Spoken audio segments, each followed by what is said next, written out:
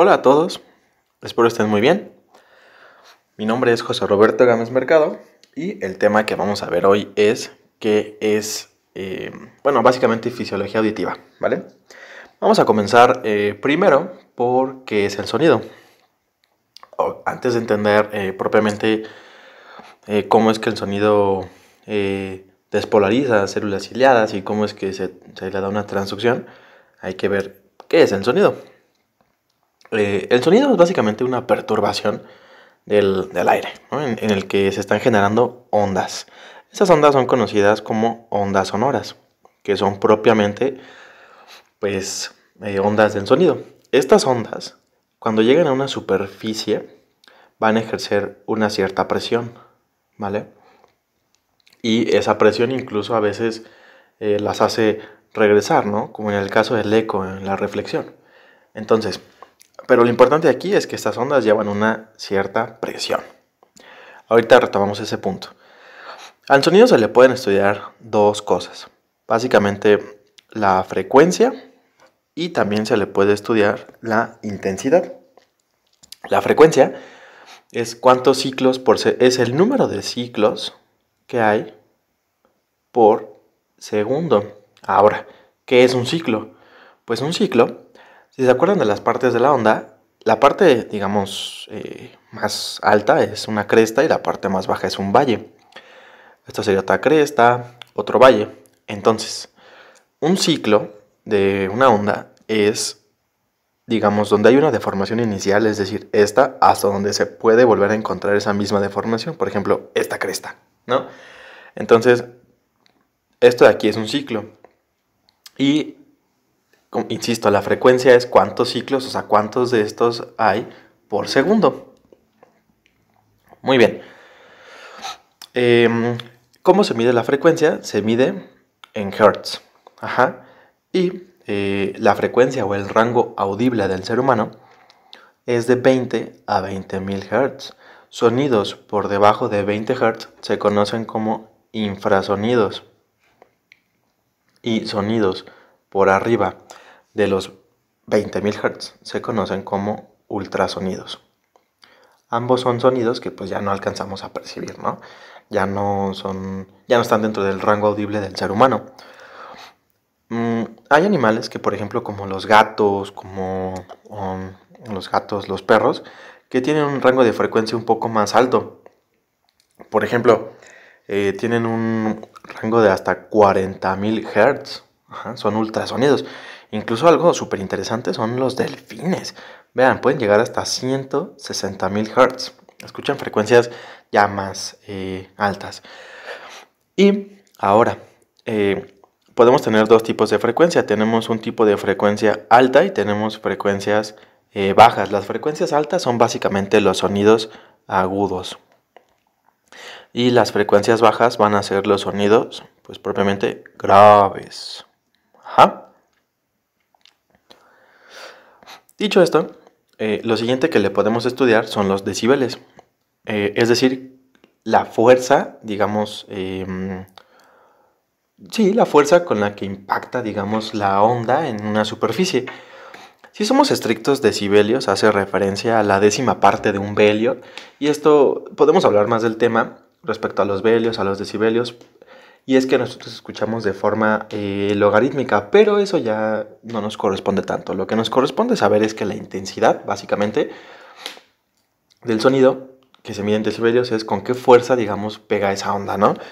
Y en qué superficie o cuál es la superficie que nos importa es esta, es decir, la membrana timpánica. Ajá. Y la membrana timpánica, pues lo que va a hacer al recibir esa onda es vibrar, ¿vale? Va a resonar, va a vibrar.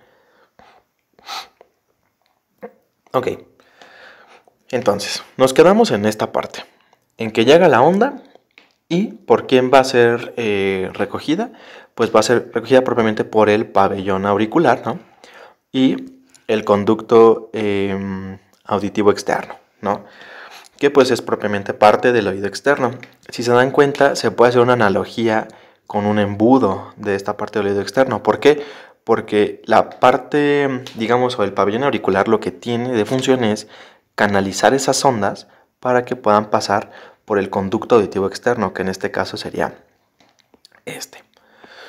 Y ahora, ¿qué es lo que pasa una vez que pasan por el conducto auditivo externo? Van a llegar a esta parte que pues es la membrana timpánica. Y una vez que llegan a la membrana timpánica, la membrana va a vibrar y eso va a hacer que vibren los huesecillos, el martillo, el yunque y el estribo. Lo importante, ambos son importantes, todos son importantes, pero aquí nos vamos a centrar un poco más en el estribo, que va a golpear propiamente a la ventana oval para que se transmita ahora la vibración a través de la cóclea, que es parte de la vía auditiva, que ahorita vamos a ver, ¿vale? Entonces, aquí hay algo interesante. Al pasar, digamos, la energía o esta onda sonora por el aire, porque aquí está pasando por el aire, hasta esta parte del oído externo, está pasando por aire. Y después aquí pasa o se empieza a mover a través de energía cinética. ¿Por qué? Porque estamos viendo que esa energía de la onda sonora ahora se transformó en movimiento por la membrana timpánica y por los huesecillos. Y después pasa a ser energía, pues se podría decir que energía hidráulica, ¿no? Porque de energía eólica pasó a cinética y luego hidráulica, porque aquí básicamente tenemos un líquido en la cóclea, que ahorita lo vamos a ver, que es la perilinfa, ¿no? Y la endolinfa. Entonces, desde que pasa, lo interesante es que cuando pasa aquí al aire, hasta que llega aquí a la parte del agua, pierde fuerza, ¿vale? Y además de que hay cierta resistencia.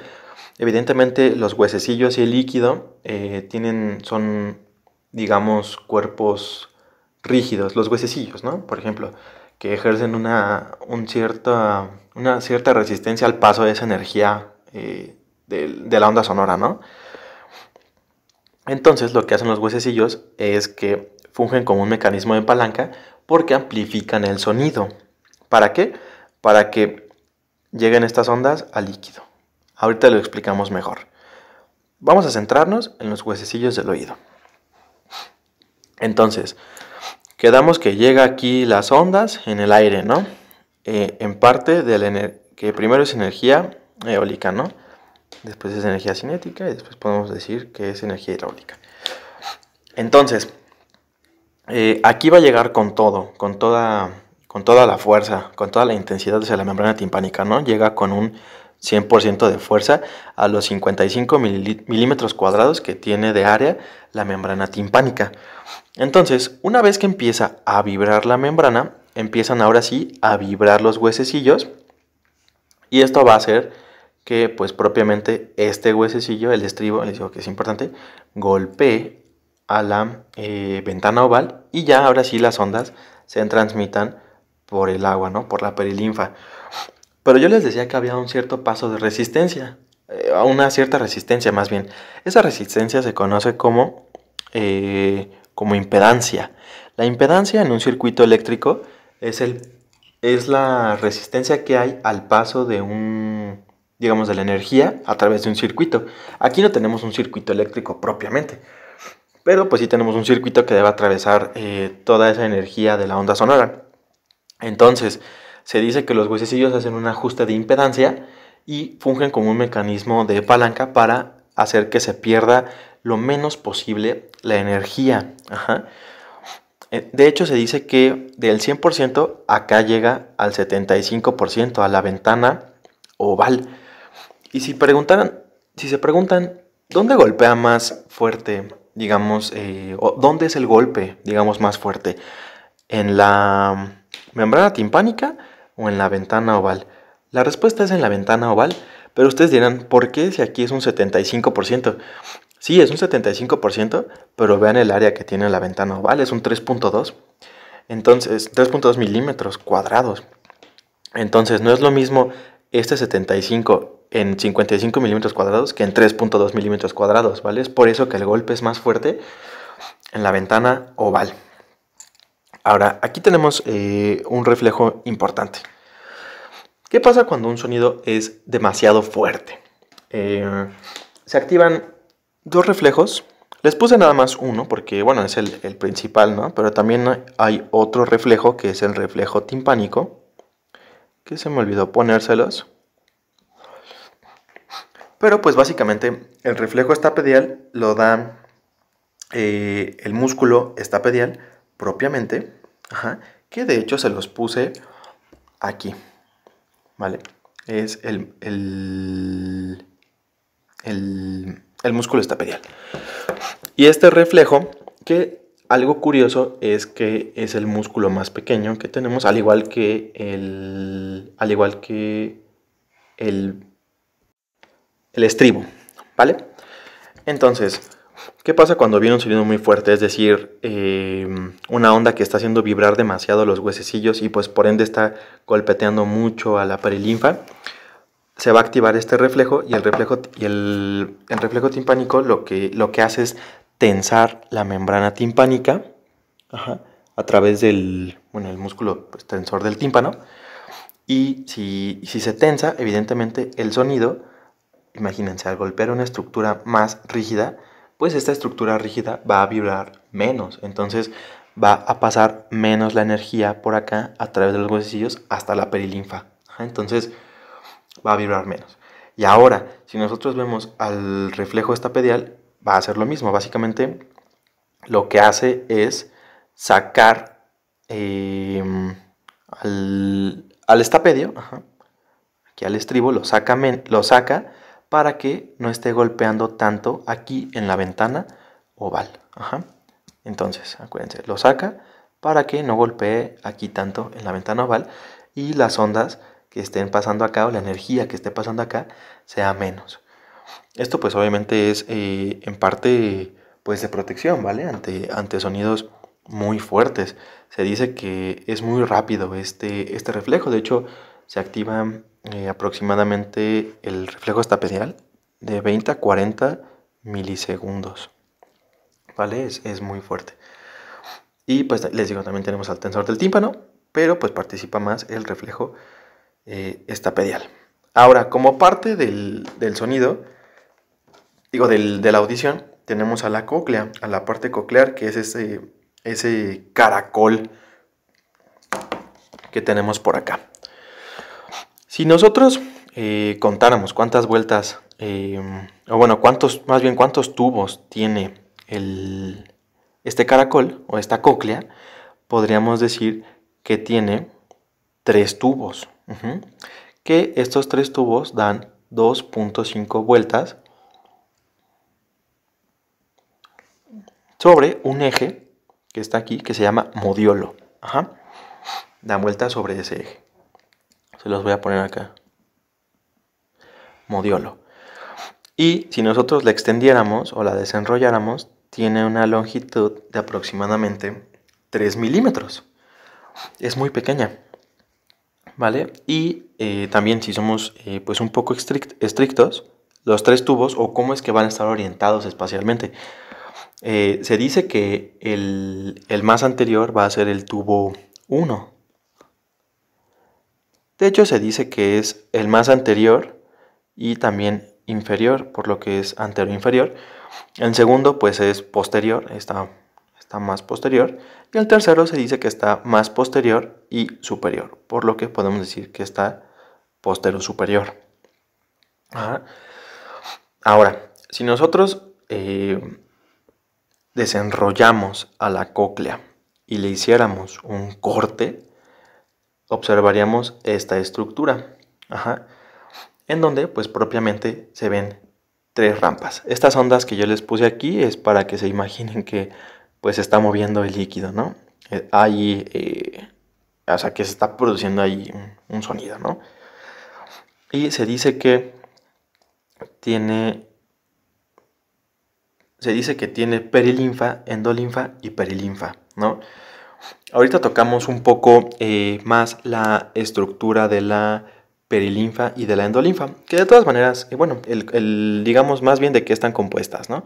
Se dice de hecho que, la perilinfa, diciéndoles de una vez, la perilinfa tiene alto contenido de sodio y bajo contenido de potasio, mientras que la endolinfa es todo lo contrario, va a tener alto contenido de potasio y va a tener bajo contenido de potasio.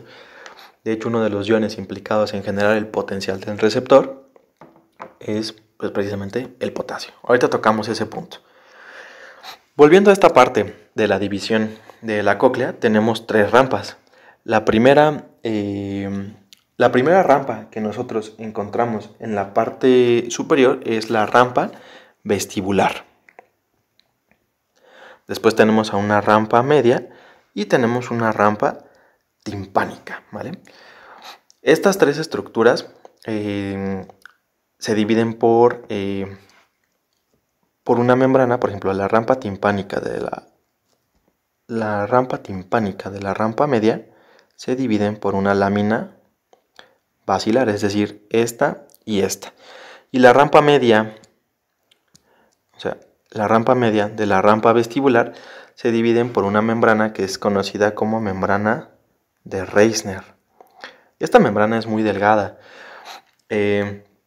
por lo que cuando pasan ondas aquí, por ejemplo como estas también van a estimular esta parte o esta rampa, ¿no? Es una membrana, les digo, muy delgada que pues separa, eso sí, el líquido de la perilinfa con la endolinfa, ¿no? Y algo importante de la lámina basilar, que básicamente, miren, la membrana de Reissner básicamente y la lámina basilar, ¿no? La lámina basilar contiene al órgano de Corti, que es básicamente esto. Es lo importante. El órgano de Corti es básicamente la estrella de la audición. Es quien tiene a las células que son encargadas de la audición. Vamos a verlas ahora en esta parte.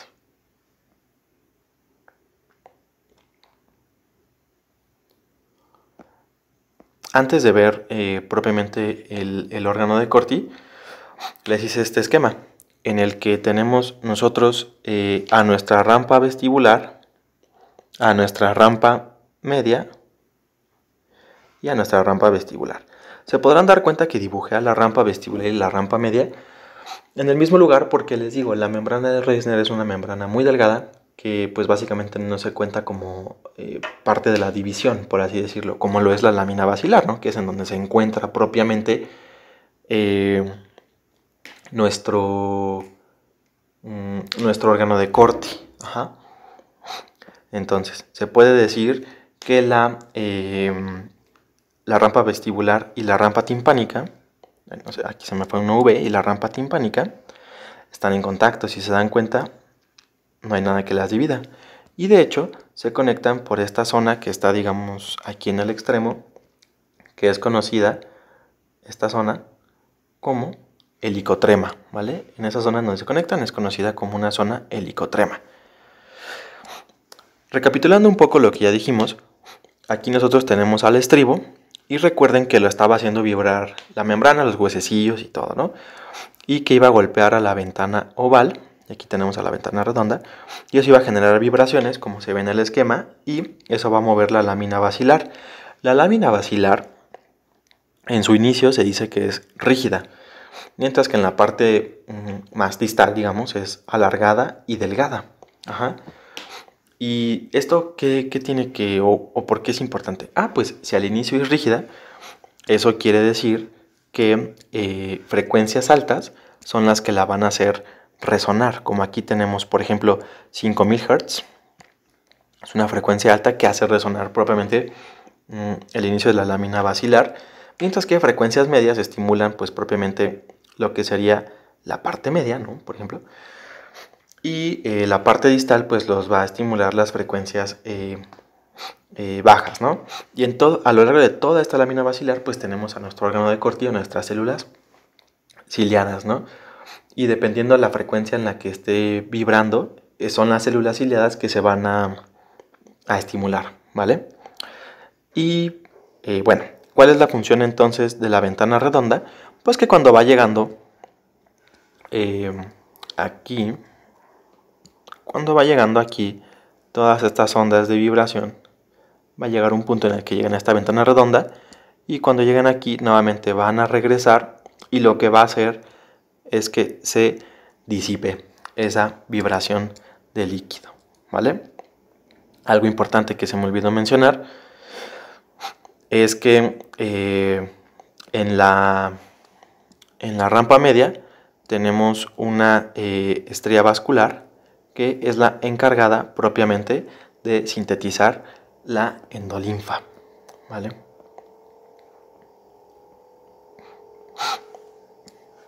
Ahora sí, retomando propiamente el órgano de Corti, que como les menciono es básicamente la estrella en esto, se compone de células ciliadas, como los podemos ver aquí en la imagen, células ciliadas, pero tenemos de dos tipos. Tenemos células ciliadas internas,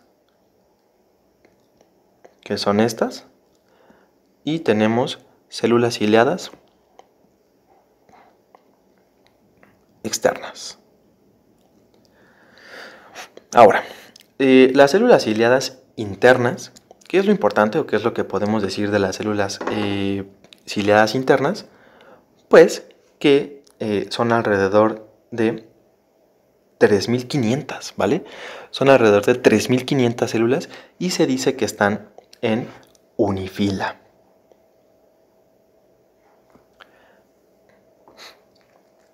¿A qué se refiere esto de que estén en unifila?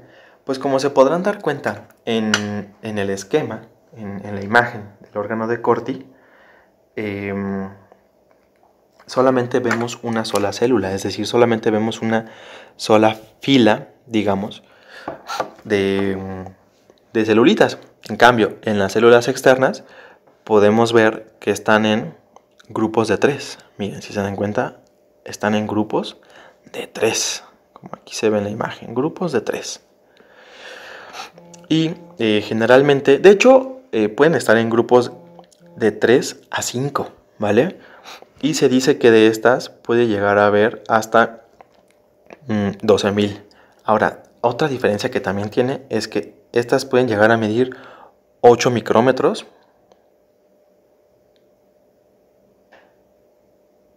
Mientras que las células ciliadas internas pueden llegar a medir hasta 12 micrómetros, ¿vale? Son un poco más grandes. Algo también que está interesante y se me hizo padre también de las células ciliadas externas es que, se los voy a poner en otro color, tienen actina y miosina.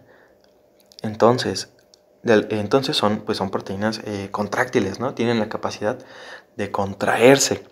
Y ahorita vamos a ver por qué esto es importante. Estas dos grupos de células están sobre células de sostén, que pues digo, su nombre lo dice, van a sostener propiamente a la célula, ¿no? Y aquí tenemos a una membrana, o bueno, lo que sería la membrana tectoria, que es esta de azul. Esperen, yo creo que les voy a borrar esta parte de acá. Tenemos aquí a la membrana tectoria, que es básicamente una parte en donde están metidos estos cilios, ¿vale? De las células ciliadas. Algo importante o algo a destacar de las células ciliadas es que si las viéramos por separado, aquí se las voy a dibujar por separado.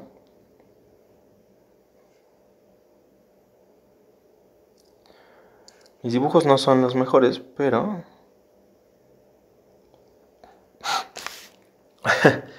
es que son, se les conoce como estereocilios, ¿vale? A estos de aquí se les conoce como estereocilios. A estos de aquí, estereocilios. Y se dice que el último cilio es un cilio verdadero, ¿vale? Es un quinocilio. Se dice que es un cilio verdadero. ¿Y estos cilios de qué manera se unen? Pues estos cilios se unen o están unidos por algo llamado uniones de la punta. Por lo que si un cilio se mueve, los demás también lo van a hacer. ¿Están de acuerdo? Un solo cilio se mueve, entonces pues los demás también lo van a hacer. De hecho, se dice que tienen alrededor de 100.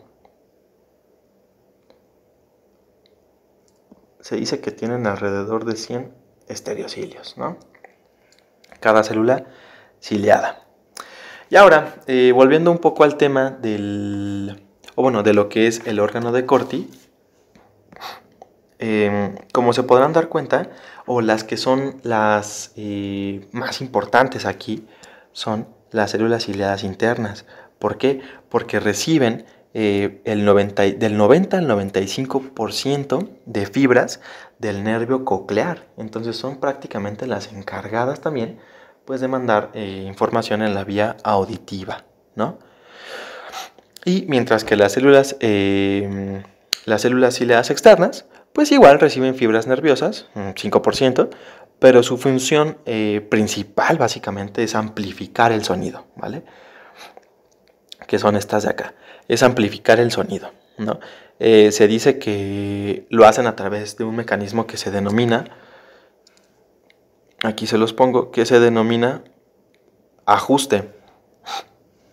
¿Y cómo creen que hacen ese ajuste? Pues precisamente, si la lámina basilar vibra porque está vibrando el líquido de la perilinfa, se está moviendo obviamente pues este órgano de Corti, y estos cilios se están moviendo adentro de la membrana tectórica. Ahorita tocamos ese tema, pero lo que voy es que si se contraen hacen que vibre menos, por así decirlo, se están poniendo un poco más rígidas. Entonces dan esa parte de ajuste, ¿vale? Ahora, vamos a ver pues propiamente, bueno, antes que nada, digo, esto es meramente estructural, pero pues igual tenemos aquí, te los voy a borrar todo. También tenemos pues aquí a los pilares de Corti, ¿no? Que pues esto hace que cuando se mueva la lámina basilar, se mueva todo el órgano de Corti como una sola unidad. Es decir, son rígidos, por así decirlo, es una sola estructura, ¿vale? En la que si se mueve esta estructura, también se están moviendo los cilios y por ende se están moviendo aquí adentro, ¿no? Entonces,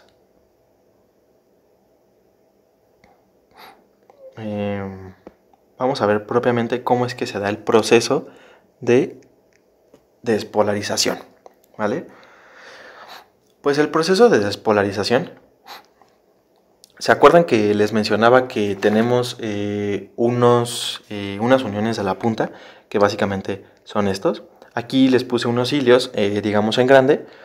¿Qué es lo que pasa? Pues propiamente hay canales catiónicos mecánicos de potasio, es decir, que se abren con cambios mecánicos, ¿no? Aquí tenemos arribita la membrana tectórica y pues si se está moviendo el cilio, se está abriendo el canal, ¿no? Es importante saber que, bueno, ahorita les pongo cuándo es que se abre y cuándo es que se cierra.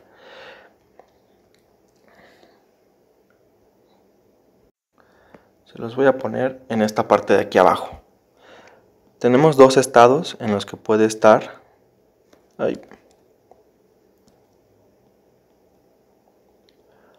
despolarizada, y tenemos una parte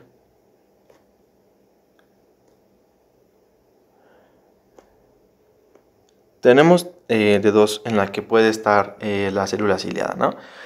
Despolarizada e hiperpolarizada. Cuando la lámina basilar asciende, digamos, cuando asciende, la reticular también asciende, ¿vale? ¿Esto a qué me refiero? Miren. Es decir, esta parte de aquí, para que se acuerden, esta es la parte de la membrana reticular, ¿no? Esta que se encuentra aquí, que estoy coloreando. Entonces, si la lámina basilar asciende, la reticular asciende. Y se dice que los cilios se hacen hacia adentro y hacia afuera. Entonces, si se hacen hacia adentro y hacia afuera, se dice que la célula,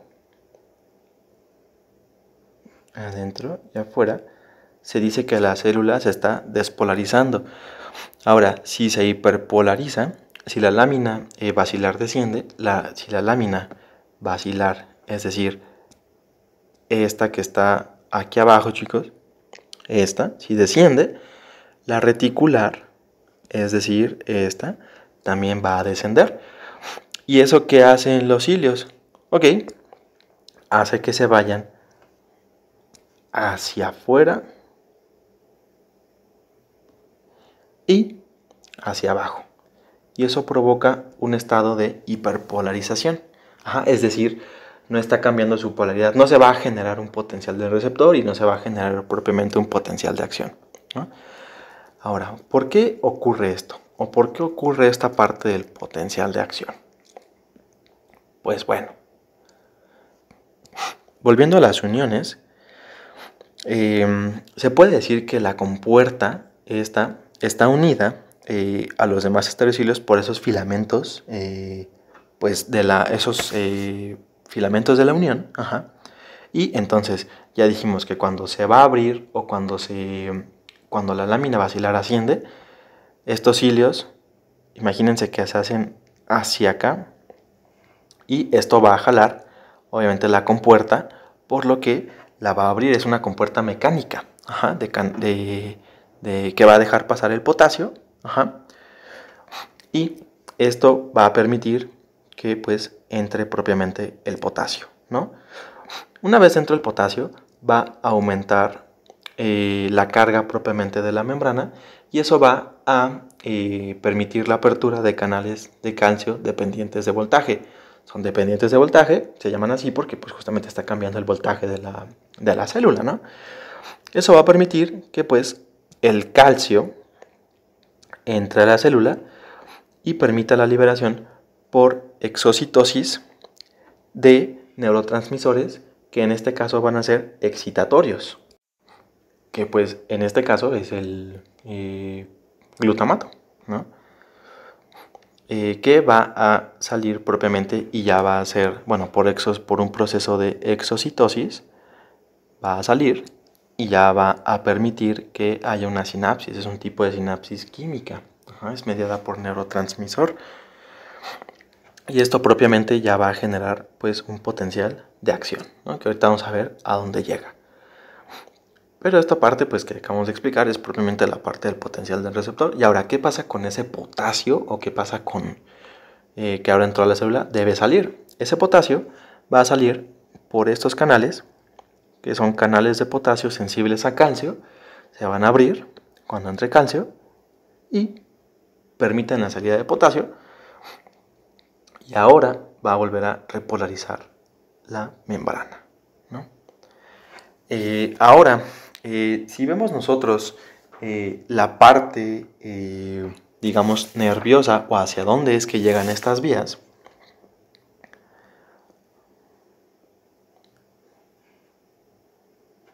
primero, bueno, las células ciliadas van a llegar primero a un ganglio. Eso no se los expliqué, pero es importante. Van a estimular primero un ganglio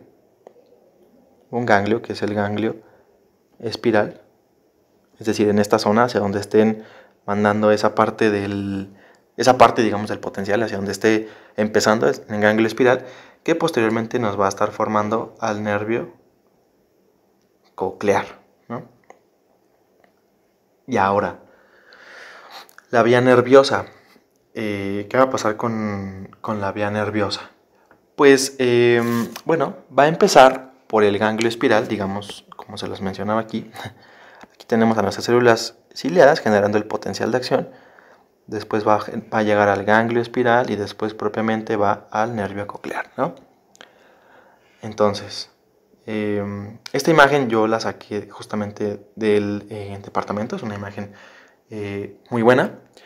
Y pues lo primero que va a pasar es que va a llegar a núcleos cocleares, dorsales y ventrales, ¿vale? Va a llegar a núcleos cocleares y de ahí se van a decusar o no las fibras.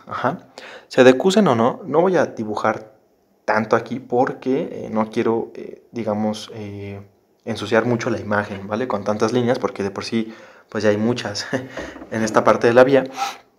Entonces, lo que va a pasar es que, les digo, llega a núcleos cocleares dorsales y ventrales, que están ubicados en médula oblongada, anteriormente llamado bulbo raquídeo, ¿no? Esto creo que esta parte de aquí no viene acá, pero que están ubicadas en médula oblongada, ¿no? Y después les digo, se pueden decusar o no esas fibras y van a ascender hasta el puente, o también denominado protuberancia, ¿no? Van a llegar ahí al núcleo olivar superior y van a seguir ascendiendo por el puente y van a hacer sinapsis en el núcleo del lemnisco lateral, ¿vale? En esta parte de acá. De hecho, no todas hacen ahí sinapsis. Algunas se van a saltar directamente a esta parte que es el colículo inferior, ajá, que pues está en mesencéfalo, ajá, está en mesencéfalo, y esta parte del lemnisco lateral, no se los puse, pero está ahí está, sí está en puente, ¿vale?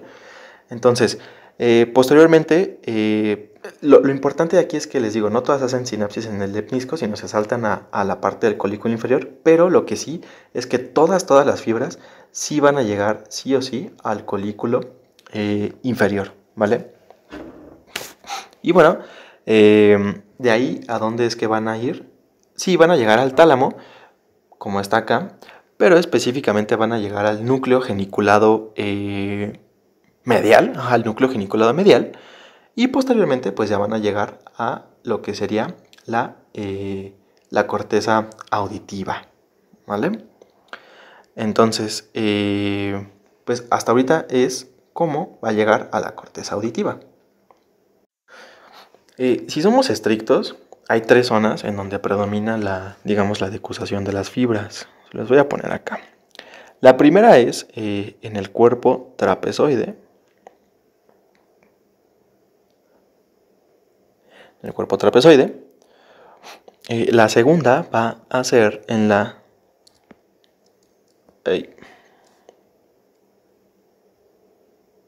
en la comisura entre los dos...